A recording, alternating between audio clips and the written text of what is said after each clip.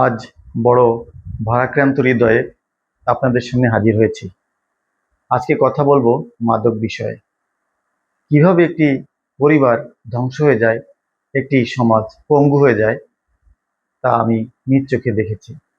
সমাজের এই বীজ বৃক্ষ যদি একবার বৃহৎ আকার নেয়, তাহলে ওই সমাজ, ওই এলাকা, ওই জেলা, ওই রাষ্ট্র ধ্বংস হয়ে যায়।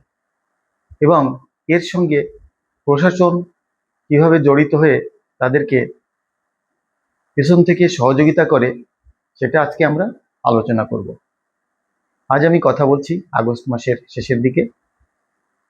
কয়েকদিন আগেই, মাত্র 7-8 দিন আগেই আমার গ্রামে ঘটে যাওয়া একটি ঘটনা দেখলাম, যেখানে মাদক কারবারিরা একজন নিরীহ সর্বশান্ত মানুষকে, সাধারণ মানুষকে সর্বশান্ত করলো, পিটিয়ে তার জীবনহানি করে ফেলছিল। তিনি এখনো ঝুঁকিমুক্ত নয়, ডাক্তারদের অবজারভেশনে রয়েছে। সাথে সাথে নারী শিশুরাও আহত হয়েছে। এই ঘটনাটি আমার নিজ এলাকায়, যার কারণে আমি কাছ থেকে প্রত্যক্ষ করেছি। আমি আপনাদেরকে একটা রিপোর্টের সারাংশ বলি।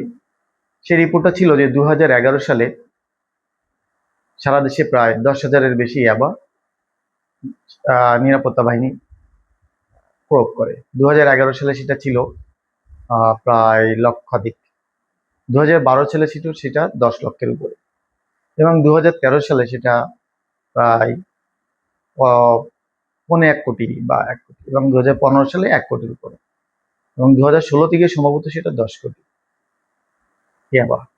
তো আপনারা সবাই জেনে থাকবেন, যারা একটু খোঁজাখুঁজি করেন বা রিপোর্ট পড়েন, যে যতটা মাদক ধরা পড়ে সেটা হচ্ছে মোট মাদকের মাত্র 10%, আর 90% কিন্তু সাধারণ মানুষের কাছে চলে যায়, অর্থাৎ যারা ইয়াবা খায় বা এই ধরনের নেশাদ্রব্যাদি, এই কুফলজনিত মাদক সেবন করে।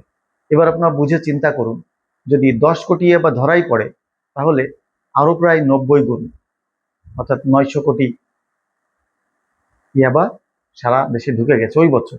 আর বর্তমান 26 সালে যে বর্তমান কি অবস্থা, আমার থেকে আপনারাই ভালো জানেন। এমন কোনো গ্রাম আছে কিনা বাংলাদেশে যেখানে মাদক ছড়ায়নি, আমার সন্দেহ। কেউ সেই গ্রামে বসবাস করলে একটু জানাবেন কমেন্ট করে। এই মারামারি বা হতাহতের ঘটনার পর প্রশাসন কি ভূমিকা নিল? প্রশাসন একজনকে গ্রেপ্তার করেছিল, তাকে ছেড়ে দিল। স্থানীয় এক রাজনৈতিক নেতা, যারা ক্ষমতাসীন, তারা এসে টাকা দিয়ে ছাড়িয়ে নিয়ে গেল। কেউ কেউ বলেন, আমার কোনো পত্রিকায় দেখিনি, কেউ কেউ বলেন যে তিনি স্থানীয় মন্ত্রীর অনুসারী। সেটা প্রশাসন বিচার করবে। কিন্তু প্রশাসন যে এর সঙ্গে ওতপ্রোতভাবে জড়িত, সেটা বুঝলাম আর একটা ঘটনা থেকে। সেই ঘটনাটি হলো, স্থানীয় বাজারে ছুটির দিনে, হাটের দিনে একটা মিটিং হলো, যেখানে অনেক গ্রামবাসী ছিল। তো প্রাক্তন এক মেম্বার সাহেব বললেন, যিনি ইউপি মেম্বার, অর্থাৎ ইউপি সদস্য, তিনি জানালেন যে ওনার সময়, উনি যখন নতুন মেম্বার হয়েছেন 2016-র শেষের দিকে, মাঝামাঝিতে, 16-র মাঝামাঝিতে, তখন স্থানীয় এক মেম্বার এসআই সাথে কথা বলছেন। এসআই বলছে যে আপনার এলাকায় যারা মাদক ব্যবসা করে, আমাকে একটু লিস্টটা দিন। তো উনি স্বাভাবিকভাবেই, এলাকার ইউপি সদস্য, উনি লিস্ট দিয়েছেন 2-3 জনের। তো 2-3 দিন পরেই তারা ছাড়া পেয়ে গেছে। ছাড়া পেয়ে এসে একজন বলছে, মেম্বার ভাই, ওনার নাম মনিরুল ইসলাম, মনিরুল ভাই, আপনি তো আমাদের নামটা দিলেন, আমরা একটু বড়ি টড়ি বিক্রি করে খাই, তো ওই এসআইয়ের কাছে দিলেন, এই কথাগুলো হয়েছে, এটা করেন না ভাই, আমরা তো ছাড়া চলে আসবো, শুধু শুধু আপনার ভোট নষ্ট হবে। তিনি আর কখনোই দেননি। উনি আক্ষেপ করে বললেন যে প্রশাসন যদি এটা করে, আমরা কি করতে পারি? তো যেটা বলছিলাম, যে এই বীজ বৃক্ষ, এই সমাজকে একবারে কুড়ে কুড়ে খেয়ে ফেলছে। শিশুরা ধ্বংস হয়ে যাচ্ছে। আমার কাছে রিপোর্ট আছে, আমি জানি যে ক্লাস 6 বা 6ষ্ঠ শ্রেণী থেকে শুরু করে মাদকের বিস্তার হয়। ইদানিং তারা প্রাইমারি স্কুলের দিকেও নজর দিয়েছে।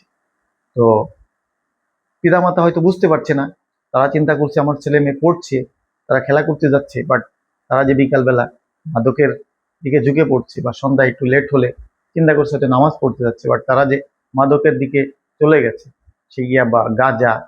তো এটা শুরু হয় কিন্তু সিগারেট থেকে, বিড়ি সিগারেট থেকে শুরু করে সাহসটা বাড়ে, তখন তারা গাঁজা খায়, বিড়ি খায়। সিগারেটটা খায় কিভাবে? বলে যে আরে তুই সিগারেট না খেলে কি পুরুষ নাকি? তুই বড় হয়েছিস না? কিসের ভুল তুই? তুই সিগারেট খা। এরপর 6 মাস 1 বছর সিগারেট খাওয়ার পর তারা বিড়ি খাচ্ছে। বিড়ির পরে গাঁজা, ইয়াবা, হেরোইন, যার যেটা সামর্থ্য সেটা। আপনারা অহরহ খবরে দেখছেন, আজ পিতাকে হত্যা করছে, পশু মাকে বটি দিয়ে কোপাচ্ছে, তার আগে পরের দিন হয়তো বড় বোনকে মানে গালি দিচ্ছে, তারপরের দিন হয়তো দেখছেন যে ভাইয়ের সাথে রাগারাগি হয়ে ভাইয়ের আহ, ঠোঁট ফাটিয়ে দিয়েছে, অথবা বোনের বাড়ি বেড়াতে গিয়ে সেখান থেকে মোবাইল চুরি করেছে। এ ধরনের ঘটনা আজকাল অহরহ। কিন্তু কেউ ওই মাদকের ব্যাপারে দৃঢ় হচ্ছে না, দৃঢ় পদক্ষেপ গ্রহণও করছে না। এখানে মূল দায়িত্ব অভিভাবকের, কিন্তু একজন অভিভাবক সর্বোচ্চ তার সন্তানকে ঠেকিয়ে রাখতে পারে। সে তার পাশের সন্তানকেও ঠেকাতে পারে না, কারণ হয়তো তার বাবা মা বলবে, না আমার সন্তান তো এই নেশাদ্রব্য গ্রহণ করে না। তো এখানে কিছু বলার থাকে না। তারপর ভূমিকা থাকে চেয়ারম্যান মেম্বার, তারা ওই মাদক ব্যবসায়ীর কাছ থেকে ভোট পায় এবং তারাও একটা অর্থ পেয়ে থাকে। এরপর থাকে স্থানীয় রাজনৈতিক নেতৃবৃন্দ, তারাও এদেরকে পোষে এবং অনেক রাজনৈতিক নেতৃবৃন্দ এর থেকে কমিশন পায়। এটা হয়তো আজকে আমি আপনাদের সামনে বলছি, নিশ্চয়ই আপনারা একমত হবেন, এই ঘটনা আপনারাও শুনেছেন যে এরকম ঘটনা আপনার এলাকাতেও হচ্ছে। বাকি থাকে প্রশাসন, প্রশাসনও সেম কাহিনী, তারাও চাঁদা পাচ্ছে, এটাকে বলে মাসোহারা, মাসোহারা পাচ্ছে, ফলে তারা কিছু বলছে না। কিন্তু আমি একটা জিনিস বলতে চাই যে আমাদের এক সময়ের প্রধানমন্ত্রী বলতেন যে স্বজন হারানোর ব্যথা আমি বুঝি। তিনি কোন অর্থে বলতেন সেটা আমার বিষয় না, বা আমি সেদিকে যাচ্ছি না। বাট যার সন্তান মাদকের ছোবলে আজকে বিষে বিষক্ষয়, যার সন্তান মাদকের কারণে আজ বাড়ি ছাড়া, যার সন্তান আজকে মাতাল হয়ে গেছে, সে কিন্তু বুঝতে পারছে তার অভিশাপ কিন্তু যখনই শুরু হয়, এই প্রশাসন, এই রাজনৈতিক নেতৃবৃন্দ, এই যে চেয়ারম্যান মেম্বার, কেউ কিন্তু রক্ষা পাবে না। কারণ একটা জিনিস, একটা অন্যায় বাড়তে বাড়তে যখন মহিরূহ ধারণ করে, তখন কিন্তু প্রকৃতির নিয়মেই সে অন্যায়টা ধ্বংস হয়। কিন্তু ততদিনে হয়তো অনেক সন্তান, অনেক তরুণ, অনেক যুবক তাদের এই নেশার ছোবলে পড়ে নিজেকে ধ্বংস করেছে ওই পরিবার, ওই সমাজকে। আমরা ওই মিটিং এ এটাও শুনেছিলাম, বলছিল যে এই গ্রামে আমরা আজকে প্রথম মাদক বিরোধী অভিযান করছি, যেটা করা লাগে না আগের 56 বছরে বা আগের 100 বছরে। কিন্তু এখন লাগছে, এখন হয়তো এখানের মেয়ে আর কেউ বিয়ে করবে না, এখানের ছেলেদেরকে হয়তো আর কোনো মানুষ মেয়ে দেবে না। কতটা নিচে নেমে গেছে সমাজ, আমরা চিন্তা করুন। তো এই সমাজকে উন্নয়ন করতে হলে আপনার আমাদের কি কোনো ভূমিকা নেই? আসুন আমরা একটু চেষ্টা করি কিভাবে এই মাদক থেকে নিরাময় লাভ করা যায়। এর জন্য প্রথমেই প্রত্যেকটি বাবা মা সন্তানদেরকে বেশি সময় দিতে হবে, সন্তানদের সাথে বন্ধুত্ব রক্ষা করতে হবে, সন্তানদেরকে যথাযথভাবে বিনোদন দিতে হবে। সেটা হতে পারে খেলাধুলা, বা বই পড়া, বা ঘুরতে নিয়ে যাওয়া, বা মাঝে মাঝে মোবাইল দেখতে দেওয়া। রাজনৈতিক নেতৃবৃন্দকে বুঝতে হবে এই সংস্থা, রাজনীতি সে কাকে নিয়ে করবে? যদি ভালো মানুষ না থাকে, কে তাকে ভোট দেবে, কে তার সাথে যাবে? কোনো গাঁজাখোর সে কি তার বিশ্বস্ত হতে পারে? কোনো হেরোইনখোর, কোনো ইয়াবাখোর কি একজন রাজনৈতিক ব্যক্তিবর্গের কাছের মানুষ হতে পারে, বিশ্বস্ত হতে পারে? যারা বাবাকে বিশ্বাস করে না, যারা মাকে বিশ্বাস করে না, ভাইকে বিশ্বাস করে না, তারা কি আপনার রাজনৈতিক নেতৃবৃন্দকে বিশ্বাস করবে? আর মন্ত্রী এমপি যারা রয়েছেন, তাদের উদ্দেশ্যে ছোট মানুষ একটা কথা বলি, আপনারা কম বেশি দেশের খোঁজ খবর রাখেন, কোন অঞ্চলে কি হচ্ছে, কোথা থেকে ইয়াবা ঢুকছে, কে ইয়াবা কারবারি। একজন প্রাইমারি স্কুলের শিক্ষক যেমন জানে পঞ্চম শ্রেণীর কোন সন্তান কেমন, একজন এলাকার দোকানদার যেমন জানে যে কার ক্রয় অভ্যাস কেমন, তেমনি ভাবে এমপি মন্ত্রীরাও জানে আমার এলাকায় আমার দলের কোন লোকটা মাদকের সাথে জড়িত, কোন লোকটা মাদকের মাসোহারা পায়, কোন লোকটা তার অংশ আমাকে দেয়। একজন মন্ত্রী এমপি অবশ্যই তার এই দায় এড়াতে পারেন।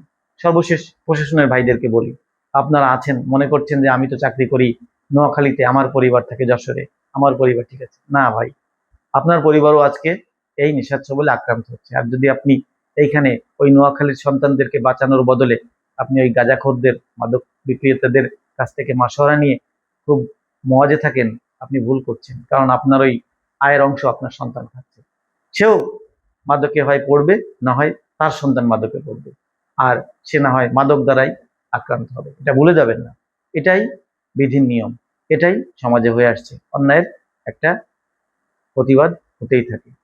তো আপনারা সম্মিলিতভাবে এই সমাজকে রক্ষা করুন। আপনারা আমার থেকে ভালো জানেন কিভাবে কাজ করলে মাদক নির্মূল হবে। আপনারা আরো বেশি সায়েন্টিফিক ওয়েতে কাজ করার যদি প্রত্যয় ব্যক্ত করেন, আপনারা যদি সচেতনতার সাথে কাজ করেন, প্রশাসন, আইন এবং মন্ত্রী, মিনিস্টার, এমপি আপনারা যদি পদক্ষেপ গ্রহণ করেন, এই সমাজ থেকে মাদক যেতে আমার মনে হয় 1টি মাস, অনলি 1টি মাস যথেষ্ট।